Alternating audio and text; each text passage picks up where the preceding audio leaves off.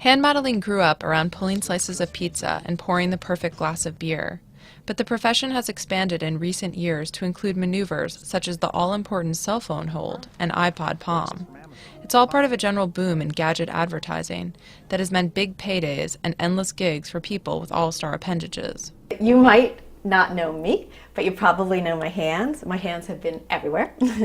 Ellen Surratt is a Mount Kisco, New York-based hand model and founder of handperfection.com.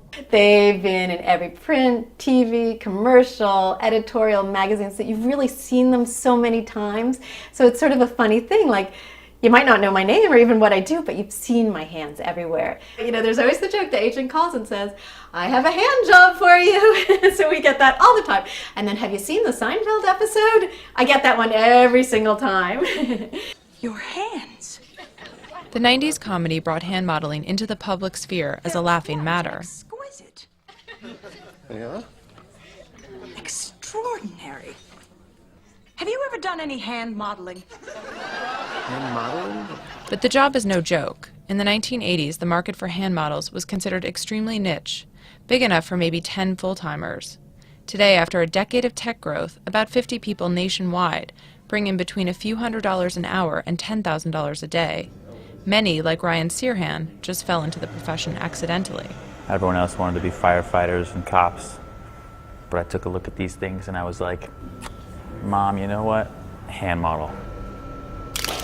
No, actually, honestly, this is totally random. At a shoot for AT&T's latest ad campaign, Ryan's hands are painted by Milanese artist Guido Daniele to depict iconic images from around the world. I had no idea what hand modeling was, and then you start seeing it everywhere, and you're like, hand model, hand model, hand model.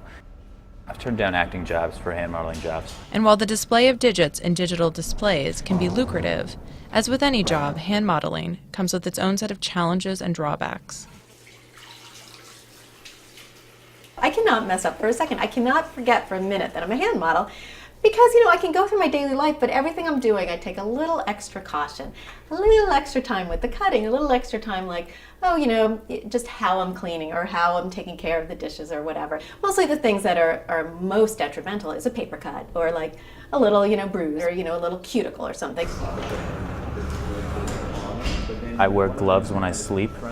You'll go to hand model castings and people will be walking in with gloves and hands raised like this, and I just, you know, it's just a little too much for me. The nice thing about hands is that you can, you know, you can be the only hand model in the world and no one will really know. They're indistinguishable. While many of us may be annoyed by the endless onslaught of new gadget upgrades, 2.0s of this, 3Gs of that, every new version sounds great to a hand model. It usually means new ad campaigns and more work after all. And these folks are always ready to lend a hand.